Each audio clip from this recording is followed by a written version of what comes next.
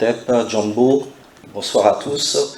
Je suis Hamzat Boukari Yabara, historien, donc auteur de Africa Unite, une histoire du panafricanisme, également militant politique, donc personne plutôt engagée dans la construction des États-Unis d'Afrique, ou en tout cas dans la vulgarisation et la diffusion du panafricanisme. Alors c'est un honneur pour moi d'intervenir aujourd'hui, même si effectivement l'organisation n'était pas évidente. Je dirais déjà dans un premier temps que le panafricanisme c'est un concept, c'est un terme, c'est une histoire, c'est un mouvement, c'est quelque chose d'extrêmement important et qui du point de vue de l'étymologie, africanisme, ce sont les survivances culturelles africaines en dehors du continent africain. Donc pan-africanisme, c'est l'ensemble de ces survivances culturelles dans lesquelles on retrouve effectivement aussi bien de la spiritualité, de la culture, de la gastronomie, des noms, que des tactiques militaires. Donc il y a énormément de formes de résistance qui ont eu lieu dans les Amériques, qui se sont appuyées sur des stratégies militaires qui existaient en Afrique. Ça, c'est le premier point. Le deuxième point, le point important du panafricanisme, c'est la notion du cordon ombilical. C'est le fait qu'il y ait des millions et des millions de personnes qui, du fait de la déportation en dehors du continent, aient perdu le lieu où se trouvait leur cordon originel. Et parce qu'ils n'arrivaient plus précisément, une fois arrivés au Brésil, à Panama ou dans le sud des États-Unis, ils n'arrivaient plus précisément à savoir s'ils venaient de ce qui est aujourd'hui le Bénin ou la Tanzanie ou l'Angola, qu'ils ont vu l'Afrique comme une globalité, comme une unité. Donc c'est de cela en fait que le panafricanisme s'est appuyé pour se construire. Alors le panafricanisme n'a pas une date de naissance précise, mais il existe quelques moments décisifs. Le premier moment intervient en 1772, lorsqu'un Africain mis en esclavage dans la Caraïbe arrive en Angleterre avec son maître. Cet Africain s'appelle Somerset, et lorsqu'il arrive en Angleterre, il apprend que la loi de l'esclavage n'existe pas sur le sol de la métropole, et qu'il est donc libre. Lorsque son maître décide de retourner dans les Amériques, Somerset refuse, et au nom de la loi, il intente un procès. Au terme de ce procès, sa liberté est donc reconnue. Le deuxième moment, c'est août 1791, Saint-Domingue, Bois-Caïman. Donc dans cette colonie qui est la plus riche des Amériques, la France, l'Espagne et l'Angleterre, bien qu'en guerre sous d'autres horizons, maintiennent une concurrence esclavagiste qui n'empêche pas des alliances conjoncturelles contre les Africains. Mais lorsque la révolution de Saint-Domingue éclate, les Africains, menés par Toussaint Louverture, puis par Jean-Jacques Dessalines, vont se battre jusqu'à la mort pour arracher leur liberté. Les Africains vont se coaliser pour diviser les esclavagistes, dans un premier temps, uniquement les Français entre royalistes et jacobins, puis dans un second temps diviser les Français, Espagnols et Britanniques, et enfin vaincre les armées de Napoléon, parce qu'ils avaient compris que l'union fait la force, d'où la devise aujourd'hui d'Haïti. De cette grande victoire vient la création de la République d'Haïti, la première république noire. Il y a bien évidemment eu des républiques en Afrique avant Haïti, et même au Brésil, si on pense à la forme du quilombo de Palmarès. Cependant, Haïti apporte une dynamique différente, car c'est à la fin du XVIIIe siècle que se construisent des structures impérialistes qui viendront s'emparer de l'Afrique peu après. L'affaire Somerset et la guerre d'indépendance d'Haïti sont deux éléments importants, car ils montrent que le panafricanisme, en tant que mouvement de libération et réalisation de la liberté dans l'unité, repose sur deux piliers qui sont le droit et la force. Et précisément, le droit et la force sont les deux éléments qui sont constitutifs de ce qu'on appelle la souveraineté dans les relations internationales. C'est en cela que le cas d'Haïti est fondateur du panafricanisme en tant que cadre de l'histoire des relations internationales africaines. C'est aussi de Haïti que part la contre-révolution impérialiste. En effet, la reconnaissance de l'indépendance d'Haïti, pourtant vainqueur par les armes, sera conditionnée par la France au paiement d'une rançon de 150 millions de francs or, qui correspond à environ 18 milliards d'euros aujourd'hui. C'est la fameuse dette de l'indépendance. Le mécanisme de cette dette est très intéressant pour comprendre l'actualité, car à l'époque, les Français avaient compris que si eux ne pouvaient plus profiter et exploiter les richesses de Haïti, par ailleurs ravagées par la guerre, il était aussi important que Haïti non plus ne puisse jamais se développer à partir de ses propres richesses. Par conséquent, la France va prendre la tête de la première coalition impérialiste de l'histoire, contre-panafricaine, en organisant un blocus maritime et commercial de Haïti. Pour cela, elle va réunir l'Espagne qui avait perdu la partie orientale qui est aujourd'hui la République dominicaine, où les Noirs font l'objet actuellement d'un véritable génocide. L'Angleterre qui voulait à tout prix éviter que le cas de Saint-Domingue se reproduise à la Jamaïque, et les États-Unis qui craignaient de voir Haïti devenir un soutien aux révoltes d'Africains sur son sol. L'Allemagne se joindra un peu plus tard à cette coalition.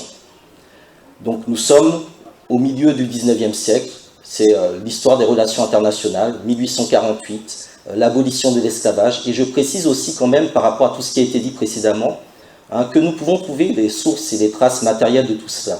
Lorsqu'on est historien, 1848, c'est comme le début de cette semaine. Ce n'est rien. Le problème, c'est la question des archives, la disponibilité des archives et ceux qui les cachent dans leur coffre et qui ne veulent pas les ouvrir. C'est ça le véritable enjeu de cette période. Parce que vous me donnez les moyens, je suis capable de retrouver où étaient les ancêtres de chacun d'entre vous dans la salle en 1848. Parce que c'est mon métier, c'est notre métier. Nous sommes des historiens, nous avons l'habitude de retracer les choses. Donc ça, on peut le faire sans aucun problème. Le problème, c'est qu'il n'y a pas de volonté politique derrière. Donc j'en reviens au fil du texte. Donc, dans l'histoire de la stratégie militaire française, il s'agira par la suite de ne jamais faire en sorte qu'un cas comme celui d'Haïti puisse un jour se reproduire. C'est ce qui expliquera en partie le massacre de Tiaroy en 1944, les répressions en Algérie en 1945 et à Madagascar en 1947, le génocide commis au Cameroun à la fin des années 50 et 60, et même de manière plus ambiguë le soutien réitéré au régime rwandais d'Abiyarimana. Conserver les intérêts, agrandir l'espace de domination et en cas de retrait stratégique, laisser le chaos derrière soi. Cela fut la stratégie au moment où la Guinée a pris son indépendance. À cette époque, en 1958, c'était sans compter l'intervention du Ghana de Kwame Nkrumah, qui accorda un prêt de 10 millions de livres sterling à la Guinée. C'est en apprenant cette première marque concrète de panafricanisme d'État du Ghana envers la Guinée que la France a compris l'urgence de faire échouer le projet des États-Unis d'Afrique, c'est-à-dire empêcher la constitution en Afrique d'un gouvernement continental gérant les questions de défense, de diplomatie, de monnaie et d'infrastructure. Cela sera réalisé avec la collaboration des puissances impérialistes américaines et soviétiques, mais également britanniques.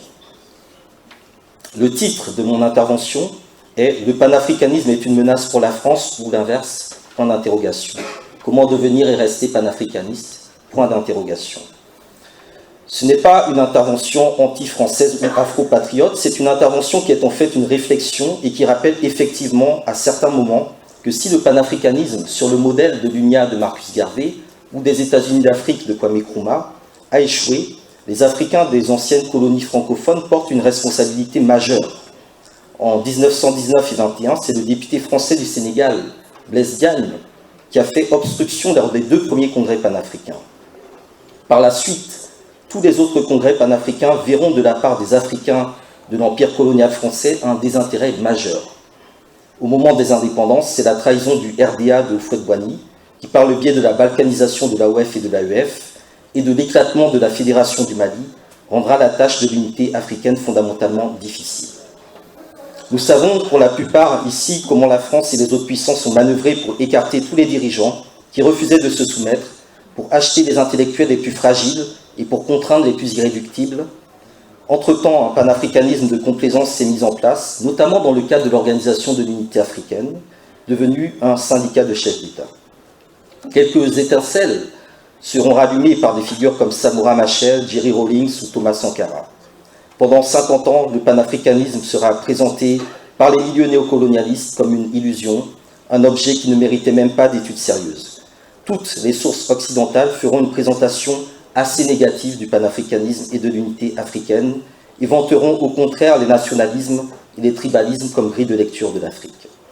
Et puis, en 2012, un rapport du ministère de la Défense français a été publié, dans lequel il est précisé que parallèlement et paradoxalement, les sentiments nationalistes et ou panafricains pourraient se développer, parfois au détriment des intérêts occidentaux. Fin de citation. Depuis 5 ans, une offensive totale est menée contre tout ce qui pourrait conduire les Africains à s'unir. Les intérêts, les pouvoirs et les fortunes qui se construisent sur le dos des peuples africains et des diasporas africaines ont également compris que les panafricanistes ont compris. La domination que nous subissons en tant qu'Africains en Afrique et Noirs dans le reste du monde ne repose que sur notre désorganisation. C'est donc de notre organisation que viendra la fin de la domination exercée par les autres sur nous. Par conséquent, ceux qui nous dominent n'ont pas intérêt à nous voir nous organiser, mais plutôt à nous diviser. Par rapport au rappel historique que j'ai effectué, par rapport également à l'actualité, quel panafricanisme devons-nous ou pouvons-nous construire? Comment pouvons-nous devenir panafricanistes et rester panafricanistes dans un contexte hostile à l'Afrique, aux Africains et aux Noirs en général? Je suis effectivement l'auteur d'un ouvrage qui s'appelle Africa Unite, une histoire du panafricanisme. Je l'ai écrit parce qu'il me semblait important que cela soit moi qui l'écrive avant qu'un Nicolas Martin ou qu'un Jacques Dupont l'écrive. C'était important que ce livre soit écrit par un Africain. Et d'autre part, l'histoire que j'ai écrite n'est pas une histoire que j'ai apprise à l'école. À l'école, on y va juste pour apprendre à lire, à compter, les fondamentaux. Après, il faut se construire sa propre culture. Et cette culture-là, eh bien, c'est à nous de la faire vivre, c'est à nous de la bâtir. Dans un premier temps, je pense qu'il convient effectivement de continuer tout le travail de connaissance, de conscientisation et de remobilisation psychologique qui est réalisé à l'occasion de ce colloque notamment, et dans nos différents milieux panafricanistes, kémites, afrocentristes et autres. Faire vivre le débat en interne. Pour cela, nos différentes organisations doivent être le plus large possible. Cela afin de regrouper le plus grand nombre de personnes, quitte à multiplier les tendances internes, car ce qui compte, c'est que le maximum de personnes soient inclus dans l'organisation et nous les travaillerons de l'intérieur dans l'organisation. Sur ce point, des collectifs panafricains travaillent par exemple en ce moment sur le projet d'un congrès panafricain et d'un comité d'initiative qui permettrait de lancer réellement le mouvement de libération panafricain au niveau de la diaspora. Dans ce travail de mutualisation des forces, un point important à souligner est la différence entre s'organiser pour des services qui seraient non lucratifs ou sociaux et s'organiser pour prendre le pouvoir dans le sens politique du terme.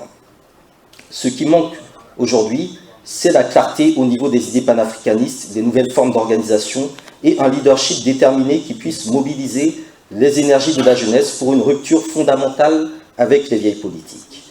Car vous l'aurez compris, c'est dans le militantisme et l'engagement politique que se trouve la solution. Mais cet engagement doit reposer sur une réintégration de notre histoire. Si nous maîtrisons nos savoirs historiques et scientifiques, nous gagnons en force psychologique. Et aujourd'hui, les batailles se jouent sur le terrain de la psychologie et de l'intelligence. Et la psychologie est très importante. Gamal Abdel Nasser, c'était peut-être un arabe, un panarabiste, ou accessoirement un panafricaniste, mais il avait compris que lorsqu'il devait négocier avec des gens qui viennent au Caire, il fallait prendre ces gens-là pendant 2 jours et les emmener voir les pyramides, voir la grandeur de l'Égypte. Et après, une fois que vous avez vu cela, que vous arrivez pour négocier avec Nasser, le Raïs, vous savez que derrière lui, il y a toute une civilisation, même si les choses ont évolué. Et du coup, psychologiquement, la bataille est gagnée pour l'Égypte. Ça, c'est très important. Lorsqu'un président français se rend, par exemple, au Bénin, il ne faut pas lui montrer les danses, il faut l'emmener dans un temple vaudou.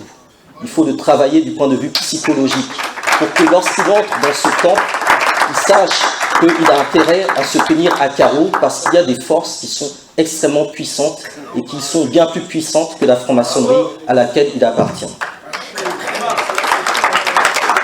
Il y aurait également de nombreux sujets à traiter en détail, comme la question du franc CFA, la signature des accords de partenariat économique, la réforme avortée de l'OHADA, l'organisation de l'harmonisation du droit des affaires en Afrique, les problèmes de constitution, le virus Ebola, ou bien évidemment donc les interventions militaires et autres groupes de déstabilisation, comme Boko Haram ou le MNLA. Sur ce dernier point, je lisais ce matin une information qui dit que Paris voudrait qu'une partie plus importante de son effort militaire, notamment en Afrique, soit prise en compte dans les chiffres de l'aide publique au développement. Il s'agit d'une déclaration en prélude à une réunion sur le financement du développement qui se tiendra à Addis Abeba du 13 au 16 juillet. La question du développement est également un autre problème qu'il faudrait aborder. De manière générale, les guerres qui sont menées sur le sol africain, comme l'agression de la Libye, ne sont pas des erreurs. Sarkozy n'a pas fait une erreur, car la situation de chaos en Libye et dans les alentours qui résulte de la mort de Kadhafi fait tout simplement partie d'un plan de réponse à un contexte de crise de l'hégémonie impérialiste, où seul un pouvoir d'agression militaire fort peut maintenir le dollar ou l'euro en tant que monnaie d'échange du commerce international.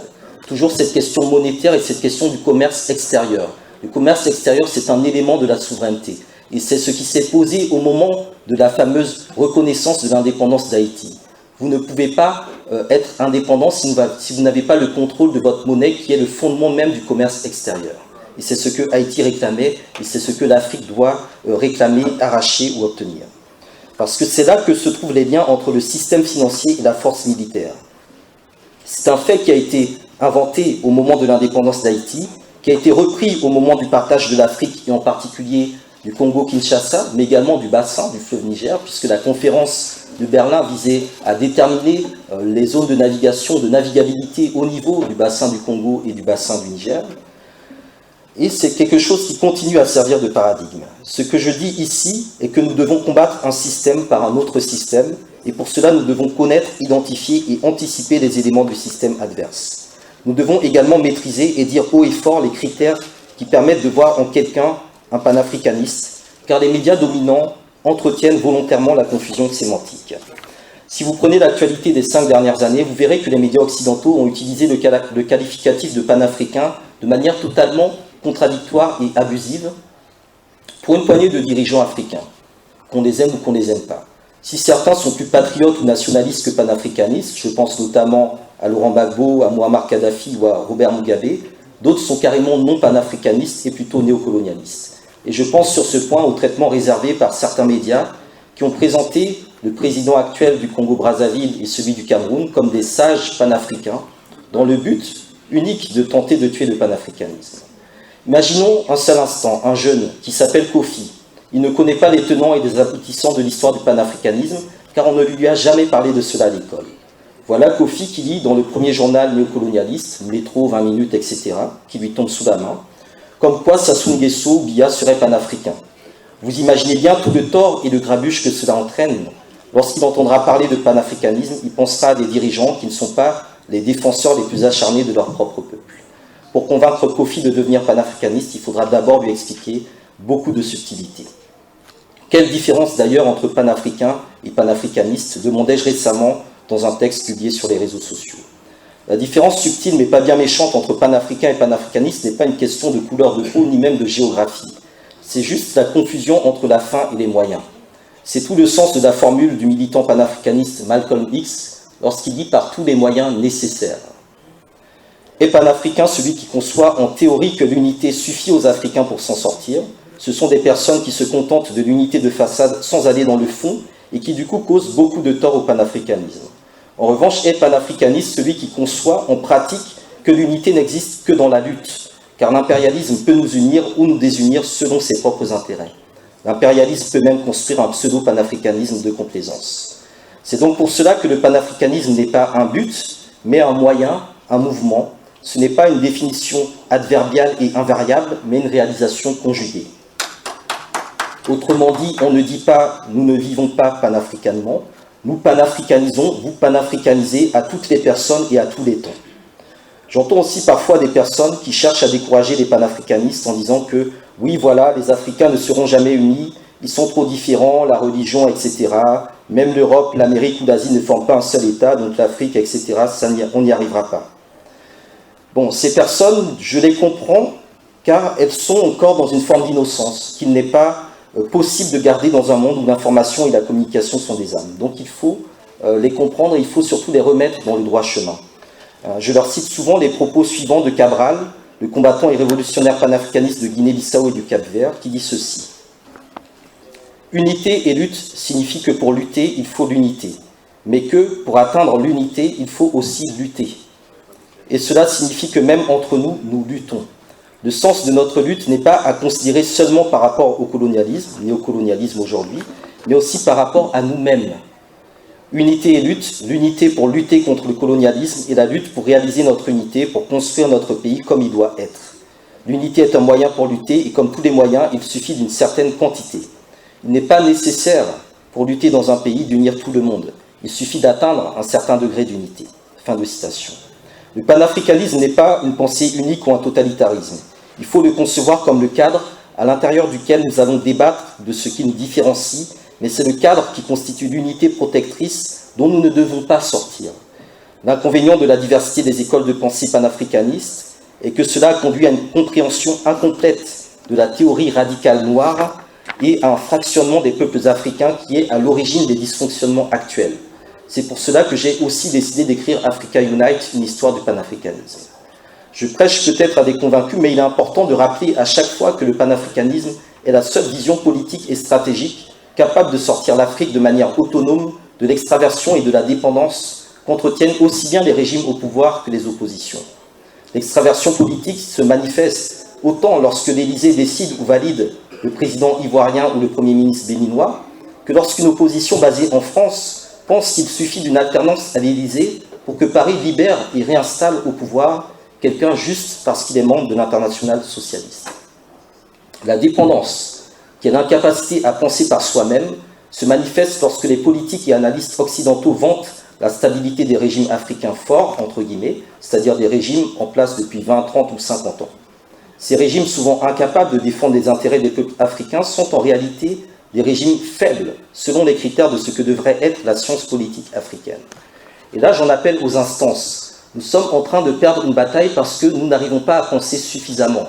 Et nous n'arrivons pas à penser suffisamment parce que nous n'arrivons pas à créer des instances. Il faut que nos organisations se structurent comme des instances. Que lors d'un colloque comme celui-ci, il y ait des personnalités qui ne soient pas invitées mais convoquées. Qu'il y ait une forme d'autorité. Et cela est très important parce que c'est dans ce cadre-là qu'on pourra mettre de la rigueur dans nos modes de fonctionnement. La science politique, la philosophie, la théologie, le droit, l'histoire, l'économie, la géostratégie, les sciences physiques, l'agronomie, la linguistique, la littérature et beaucoup d'autres matières doivent être décolonisées et popularisées, à commencer par la communication et la psychologie qui sont les bases de l'intelligence. C'est en réintégrant tout cela que l'on sort du désordre et de l'autodestruction que d'autres théorisent à notre place. C'est aussi par l'organisation que l'on tire des bénéfices de la technologie. En termes de communication, ce qui a été quantitativement gagné dans l'avancée technologique a été qualitativement perdu dans les relations humaines. Donc nous devons travailler les relations humaines avec toujours ce rappel de Marcus Garvey qui n'avait pas Twitter, qui n'avait pas de BlackBerry, mais qui dans les années 20 avait plus de 8 millions de personnes qui le suivaient. Donc ça aussi, c'est des choses sur lesquelles il faut s'interroger. Lorsqu'il arrive au Panama, qu'il crée un journal, l'un des premiers éditoriaux qu'il fait, c'est La vida de los negros no vale nada, Black Lives Matter. Donc nous n'inventons rien. Tout est déjà écrit dans le passé, donc récupérons ce qui est présent dans le passé et réajustons-le pour l'actualité. Pour cela, nous pouvons également construire la motivation de notre jeunesse en donnant à chaque jeune un parrain. Je suis sûr que nous pouvons trouver dans les systèmes de formation CAMIT des modalités satisfaisantes d'éducation populaire. Ensuite, la construction de relations passe par des engagements pour des intérêts collectifs, puis par la structuration et la mise en œuvre d'une stratégie qui doit amener à des résultats. Dans le cas qui est le mien, je milite depuis quelques années au sein de la Ligue panafricaine Umoja. Nous sommes une organisation créée en 2010, refondée en 2012, et nous partons du principe que le panafricanisme doit s'enraciner dans plusieurs territoires et conquérir le pouvoir. Pour cela, nous avons ouvert des sections territoriales dans plusieurs territoires africains, Sénégal, RDC, Côte d'Ivoire, Burkina, Congo, Burundi, Niger et Mali. Dans ce dernier pays, Mali, notre section a par exemple décidé de participer à des élections municipales et nous sommes en train de préparer une campagne de soutien au niveau de la diaspora africaine. Et j'invite tous ceux qui souhaitent en savoir davantage à me contacter ou à se rendre sur le site de la Ligue panafricaine Umoja. Pour aller vers la conclusion, je dirais que devenir panafricaniste, c'est apprendre à s'organiser pour l'Afrique avec les Africains du continent et de l'extérieur. Devenir panafricaniste, c'est aussi devenir ce que j'appelle un intellectuel organique. Et là encore, il existe deux catégories d'intellectuels. Les intellectuels problématiques, qui sont les fameux diplômés qui ne font qu'appliquer ce qu'ils ont appris, même si cela revient à jeter de l'huile sur le feu et à vendre leur propre pays, pour ne pas dire leurs propres parents. Et les intellectuels organiques, qui, eux, sont des personnes qui n'ont pas forcément un diplôme, mais qui utilisent leur savoir comme de l'huile qu'on verse dans les gonds d'une porte qui grince ou d'un mécanisme enrayé. Les intellectuels organiques sont ceux qui, pour reprendre les thèses de Cabral, réalisent le suicide de classe en renonçant aux privilèges que leur donne la maîtrise du savoir de l'ancien colon pour se replonger dans le savoir précolonial ou anticolonial. C'est en cela qu'un intellectuel n'est pas forcément panafricaniste, mais que tout panafricaniste est un intellectuel. J'appelle donc, et ce sera le mot de la fin, les forces de nos glorieux aînés à trouver en chacun de nous l'énergie pour continuer la lutte, la disponibilité et pour vaincre les divisions. Je vous remercie.